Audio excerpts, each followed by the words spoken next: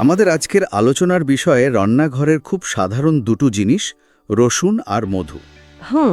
প্রায় সবার বাড়িতেই সর্দি কাশি হলে বলা হয় একটু রসুন মধু খেয়ে নে, কিন্তু আমাদের হাতে থাকা এই সোর্সগুলো, মানে বেশ কিছু সায়েন্টিফিক জার্নাল আর হেলথ আর্টিকেল বলছে এর পেছনের বিজ্ঞানটা আমাদের কল্পনার চেয়েও অনেক বেশি জটিল আর বেশ আকর্ষণীয়। ঠিক তাই। এটা শুধু একটা ঘরোয়া টোটকা নয়, এর পেছনে অণুজীব বিজ্ঞান, রসায়ন আর পুষ্টিবিজ্ঞানের দারুণ একটা মেলবন্ধন আছে। এক্স্যাক্টলি। তো আমাদের আজকের মিশন হলো এটা খুঁজে বের করা, এটা কি আসলেই একটা সুপারফুড কম্বো নাকি শুধুই একটা পুরনো দিনের গল্প যা মুখে মুখে চলে আসছে। আমরা উৎসগুলো ঘেঁটে দেখব আসলেই কি কোনো কাজের জিনিস নাকি সবটাই শোনা কথা। চমৎকার প্রশ্ন। আর এই প্রশ্নের উত্তর খুঁজতে আমরা কয়েকটা ধাপে এগোবো। প্রথমে দেখব রসুন আর মধু আলাদাভাবে কেন এত শক্তিশালী। আচ্ছা। তারপর দেখব যখন এরা একসাথে মেশে তখন কি জাদুটা হয়, আর সবশেষে যখন এই মিশ্রণকে ফার্মেন্ট বা গাঁজন করা হয় তখন এর ক্ষমতা কোন পর্যায়ে পৌঁছায় সেটা বৈজ্ঞানিক তথ্য দিয়ে বোঝার চেষ্টা করব। অবশ্যই এর সাথে জড়িত ঝুঁকিগুলো নিয়েও কথা বলবো। দারুণ। তাহলে চলো শুরু করা যাক। এই কম্বোটাকে বুঝতে হলে তো আগের পার্টসগুলো সম্পর্কে জানতে হবে। রসুন দিয়ে শুরু করি। আমরা তো রান্নায় স্বাদ বাড়ানোর জন্য ব্যবহার করি, কিন্তু এর একটা ঐতিহাসিক ব্যাপারও আছে। আমি একটা আর্টিকেলে পড়ছিলাম প্রাচীন গ্রিসের অলিম্পিক অ্যাথলিটরা নাকি শক্তি বাড়ানোর জন্য রসুন খেতেন। এটা কি সত্যি? হ্যাঁ, এই তথ্যটা একদম সঠিক। রসুনের ব্যবহার হাজার হাজার বছরের পুরনো, আর এর ক্ষমতার মূল উৎস হল অ্যালিসিন নামের একটা যৌগ। এটা একটা অর্গানোসালফার যৌগ। মজার ব্যাপার হলো আস্ত রসুনের মধ্যে কিন্তু অ্যালিসিন থাকে না। মানে? তাইলে আসে কোথা থেকে?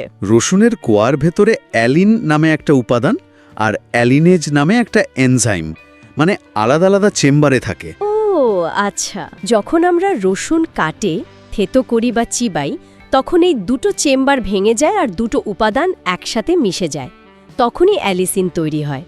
তার মানে রসুনের যে তীব্র ঝাঁঝালো গন্ধ। হ্যাঁ, তার কারণও এই অ্যালিসিন।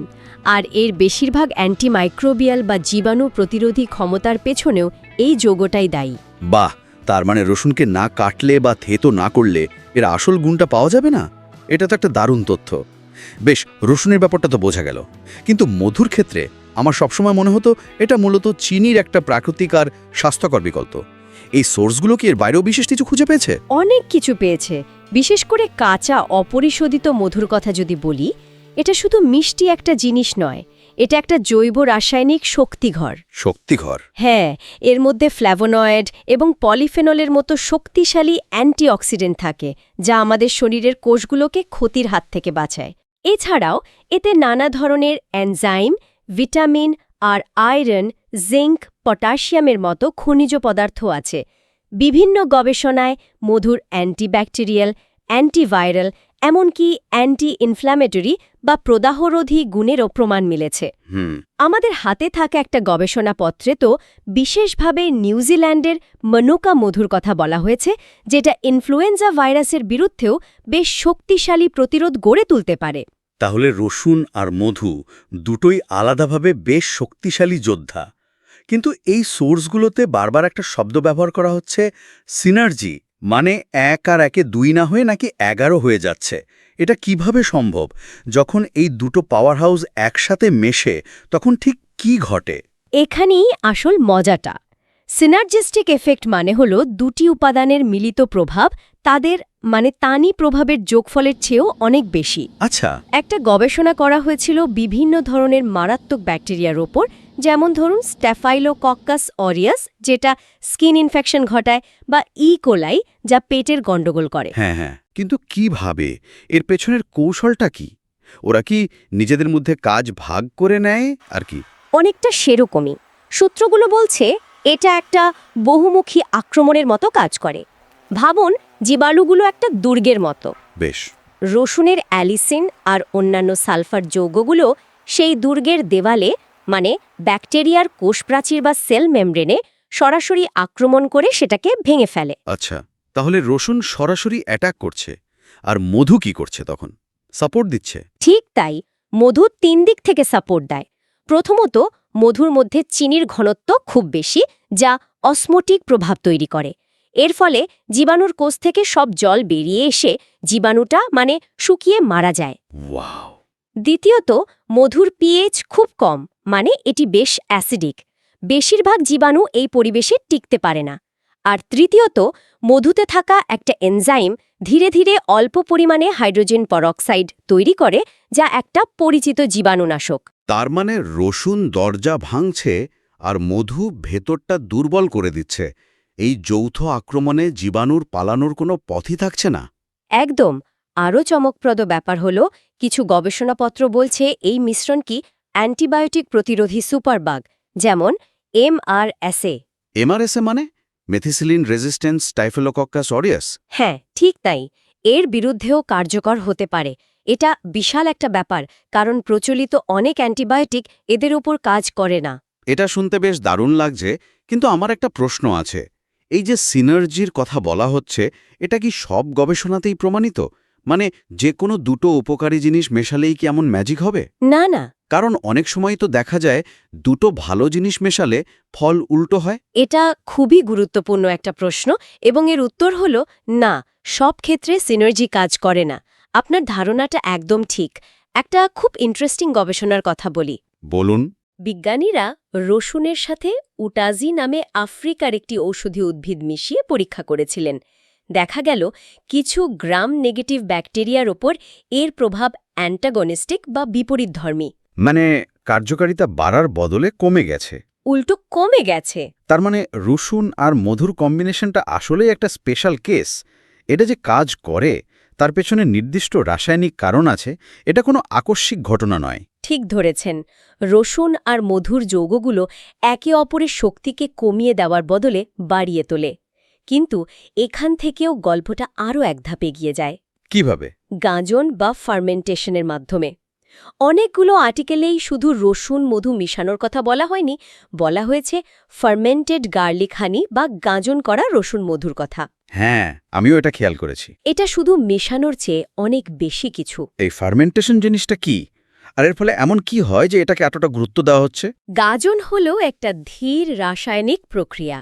যখন কাঁচা রসুনের কোয়া কাঁচা মধুতে ডুবিয়ে রাখা হয়, তখন মধুতে থাকা প্রাকৃতিক ইস্ট এবং অণুজীবগুলো ধীরে ধীরে রসুনের উপাদানগুলোকে ভাঙতে শুরু করে। আচ্ছা। রসুনের ভেতর থেকে জলীয় অংশ বেরিয়ে এসে মধুর ঘনত্বকে কিছুটা কমিয়ে দেয়, যা এই অণুজীবগুলোর কাজ করার জন্য একটা আদর্শ পরিবেশ তৈরি করে। এই প্রক্রিয়াটা হতে কতদিন সময় লাগে? পূর্ণ কার্যকারিতার জন্য কমপক্ষে 1 মাস সময় লাগে। এই সময়ে সবচেয়ে গুরুত্বপূর্ণ পরিবর্তনটা ঘটে। আমরা যে শক্তিশালী কিন্তু খুব অস্থিরশীল যৌগ অ্যালেসিনের কথা বলছিলাম, হ্যাঁ, সেটা রূপান্তরিত হয়ে আরও স্থিতিশীল এবং শরীরে অনেক সহজে শোষণযোগ্য একটা যৌগ এস-অ্যালিল সিস্টাইন বা SSC-তে পরিণত হয়। 1 মিনিট। স্থিতিশীল আর সহজে শোষণযোগ্য, এর মানে কি? এর ফলে আমাদের শরীর কি বাড়তি সুবিধা পায়? এর ফলে বায়ো অ্যাভেলেবিলিটি বা আমাদের শরীরে উপকারী যৌগ শোষণের ক্ষমতা বহুগুণ বেড়ে যায়। কতটা বাড়ে? একটা আর্টিকেলের তথ্য অনুযায়ী গাজন করা রসুনের উপকারী যৌগ শোষণের হার কাঁচা রসুনের তুলনায় 300% পর্যন্ত বাড়তে পারে। কি বলছেন? 300%? তার মানে কাঁচা রসুন খেলে আমরা এর বেশিরভাগ উপকার থেকেই বঞ্চিত হচ্ছি। এটা তো একটা গেম চেঞ্জার। এই একটা তথ্যের জন্যই তো পুরো আলোচনাটা সার্থক। আসলেই তাই। কাঁচা রসুনের অ্যালিসিন আমাদের পেটের অ্যাসিডের সংস্পর্শে এসে অনেকটাই নষ্ট হয়ে যায়, কিন্তু গাজন প্রক্রিয়ায় তৈরি হওয়া অ্যাসিসি অনেক বেশি স্থিতিশীল হওয়ায় আদি নষ্ট হয় না এবং রক্তে সহজে মিশে যেতে পারে। এর কোনো বাস্তব প্রমাণ আছে? হ্যাঁ, আছে। 2022 সালের একটা ক্লিনিক্যাল ট্রায়ালে দেখা গেছে যে অংশগ্রহণকারীরা নিয়মিত গাজন করা রসুন গ্রহণ করেছেন, তাদের মধ্যে শ্বাসতন্ত্রের সাধারণ সংক্রমণ সর্দি কাশির মতো অসুস্থতা অন্যদের তুলনায় 30% কম হয়েছে। তার মানে এই যে ঠাকুমা দিদিমারা বলতেন সর্দি কাশিতে রসুন মধু খেতে, তার পেছনে এত গভীর বিজ্ঞান লুকিয়েছিল। আচ্ছা, এই গাঁজন প্রক্রিয়াটা কি বাড়িতে ঠিকমতো হচ্ছে কিনা তা বোঝার কোনো উপায় আছে? হ্যাঁ, আছে। মিশ্রণটি তৈরি করার পর প্রথম সপ্তাহে যখন পাত্রের মধ্যে ছোট ছোট বুদবুদ উঠতে দেখবেন, তখন বুঝবেন প্রক্রিয়াটি সক্রিয় হয়েছে। বুদবুদ। হ্যাঁ, এটা কার্বন ডাইঅক্সাইড গ্যাস। প্রায় 4 সপ্তাহ পরে উপকারী যৌগ SSC এর ঘনত্ব সর্বোচ্চ পর্যায়ে পৌঁছায়। যদিও অনেক সোর্স বলছে স্বাদ এবং উপকারিতা 8 সপ্তাহ বা তার বেশি সময় পর্যন্ত বাড়তে থাকে। বেশ, তাহলে সর্দি কাশির প্রতিকার ছাড়াও এর আর কি ব্যবহার আছে? এটা কি শুধু ওষুধ হিসাবেই ব্যবহার হয় নাকি রান্নাবান্নাতেও কাজে লাগানো যায়? এর ব্যবহার আরও অনেক ব্যাপক। সাধারণ স্বাস্থ্যের উন্নতির জন্য প্রতিদিন 1 চা চামচ করে খাওয়ার পরামর্শ দেয় অনেক সোর্স।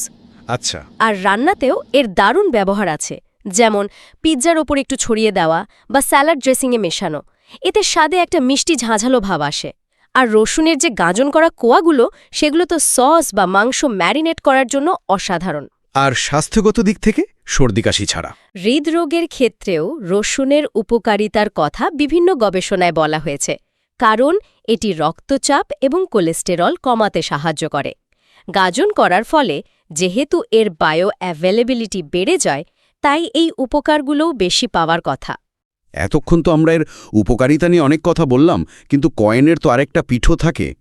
এর সাথে কিছু গুরুতর সতর্কতাও তো নিশ্চয়ই জড়িত আছে, তাই না? নিরাপত্তা নিয়ে কথা বলাটা খুব জরুরি। অবশ্যই, এবং এটা এই আলোচনার সবচেয়ে গুরুত্বপূর্ণ অংশ হতে পারে। সবচেয়ে বড় এবং মারাত্মক ঝুঁকি হল বটুলিজম। বটুলিজম, এটা তো বেশ ভয়ের একটা নাম। জিনিসটা কি? মধুতে মাঝে মাঝে ক্লস্ট্রিডিয়াম বটুলিনাম নামক এক প্রকার ব্যাকটেরিয়ার স্পোর বা নিষ্ক্রিয় বীজ থাকতে পারে। সাধারণত এগুলো কোনো ক্ষতি করে না, কিন্তু যখন এরা অক্সিজেনবিহীন এবং কম অ্যাসিডিক অর্থাৎ 4.6-এর বেশি পিএইচ পরিবেশে থাকে, তখন এই স্পোরগুলো জেগে ওঠে এবং বিশ্বের অন্যতম ডেডলিস্ট টক্সিন বা বিষ তৈরি করে, যা বটুলিজম রোগের কারণ। কিন্তু আপনি তো বললেন মধুর পরিবেশটা অ্যাসিডিক, তাহলে সমস্যাটা কোথায়? ভাবুন, মধুর পরিবেশটা ওই ব্যাকটেরিয়ার স্পোরগুলোর জন্য একটা ঘুমন্ত আগ্নেয়গিরির মতো। সাধারণত নিরাপদ, কিন্তু সমস্যাটা হয় রসুন মেশানোর ফলে। রসুনের জন্য? হ্যাঁ, মধুর নিজের পিএইচ কম 3.2 থেকে 4.5 হলেও রসুনের পিএইচ কিছুটা বেশি, সাধারণত 5.3 থেকে 6.3। যখন দুটো মেশানো হয় তখন মিশ্রণের সামগ্রিক পিএইচ বেড়ে গিয়ে 4.6-এর উপরে চলে যেতে পারে, আর তখনই সেই ঘুমন্ত আগ্নেয়গিরি জেগে ওঠার ঝুঁকি তৈরি হয়। সর্বনাশ! তাহলে তো এটা বাড়িতে বানানোর সময় মারাত্মক সতর্কতা দরকার। এই ঝুঁকি কমানোর কোনো নির্দিষ্ট উপায়ে কি সোর্সগুলোতে বলা আছে? হ্যাঁ, কয়েকটি খুব জরুরি পরামর্শ দেওয়া হয়েছে। প্রথমত, শুধুমাত্র কাঁচা অপরিশোধিত মধু ব্যবহার করতে হবে, কারণ প্রক্রিয়াজাত মধুতে অনেক সময় চিনের সিরাপ মেশানো হয়, যা পিএইচ বাড়িয়ে দেয়। আচ্ছা। বিশেষ করে কম পিএইচ যুক্ত ফুলের উৎস থেকে তৈরি মধু, যেমন কমলা বা থাইম ফুলের মধু, বেশি নিরাপদ। দ্বিতীয়ত, কখনোই ধাতব পাত্র বা চামচ ব্যবহার করা যাবে না, কারণ মধুর অ্যাসিড ধাতুর সাথে বিক্রিয়া করে বিষাক্ত পদার্থ তৈরি করতে পারে। সবসময় পরিষ্কার শুকনো কাচের পাত্র ব্যবহার করা উচিত। আর সবচেয়ে গুরুত্বপূর্ণ সতর্কতাটা কি? সবচেয়ে গুরুত্বপূর্ণ সতর্কতা হল 1 বছরের কম বয়সী শিশুদের কোনো অবস্থাতেই মধু বা মধুযুক্ত কোনো কিছু দেওয়া উচিত নয়। তাদের অপরিণত পরিপাকতন্ত্র বটুলিনাম স্পোরকে প্রতিরোধ করতে পারে না, যার ফলে ইনফ্যান্ট বটুলিজম নামক মারাত্মক রোগ হতে পারে। এটা কোনো মতেই উপেক্ষা করা যাবে না। ঠিক, এটা সবার মনে রাখা উচিত। আচ্ছা, যারা নিয়মিত অন্য কোনো ওষুধ খান তাদের কি সতর্ক থাকা উচিত? ওষুধের সাথে এর কোনো প্রতিক্রিয়া হতে পারে? হ্যাঁ, এটাও একটা বড় বিষয়। রসুনের রক্ত পাতলা করার একটা প্রাকৃতিক ক্ষমতা আছে, তাই যারা ওয়ারফারিনের মতো অ্যান্টিকোয়াগুলেন্ট বা রক্ত পাতলা করার ওষুধ খান, তাদের ক্ষেত্রে এই মিশ্রণটি রক্তপাতের ঝুঁকি অনেক বাড়িয়ে দিতে পারে। ওহ। এছাড়া ডায়াবেটিস, এইচআইভি এবং উচ্চ রক্তচাপের কিছু ওষুধের কাজেও এটি বাধা সৃষ্টি করতে পারে। তাই যারা কোনো ক্রনিক রোগের জন্য নিয়মিত ওষুধ খান, তাদের জন্য এই মিশ্রণটি ব্যবহার করার আগে ডাক্তারের সাথে কথা বলে নেওয়াটা অপরিহার্য। তাহলে সব মিলিয়ে যা দাঁড়ালো তা বেশ আকর্ষণীয়। আমাদের কাছে রান্নাঘরের 2টি সাধারণ উপাদান ছিল, যার ঐতিহ্যগত ব্যবহারের দীর্ঘ ইতিহাস আছে। আর এখন আধুনিক বিজ্ঞান আণুবীক্ষণিক স্তরে গিয়ে ব্যাখ্যা করতে পারছে যে কেন এগুলো কাজ করে, বিশেষ করে যখন একত্রিত ও গাঁজন করা হয়। এটা সাধারণ ঘরোয়া টোটকা থেকে বিজ্ঞানের পর্যায়ে চলে এসেছে। একদম। আমার কাছে মূল টেকঅ্যাওয়ে হলো রূপান্তরের ধারণা। দেখুন, সিনার্জি এবং গাঁজন প্রক্রিয়ার মাধ্যমে রান্নাঘরের দুটি সাধারণ উপাদান কিভাবে একটি জটিল বায়োঅ্যাক্টিভ বস্তুতে রূপান্তরিত হচ্ছে, যার গুণাবলী মূল উপাদানগুলোর চেয়ে বহুগুণ বেশি। ঠিক। তবে এর সাথে বটুলিজম এবং ওষুধের সাথে প্রতিক্রিয়ার মতো ঝুঁকিও যুক্ত।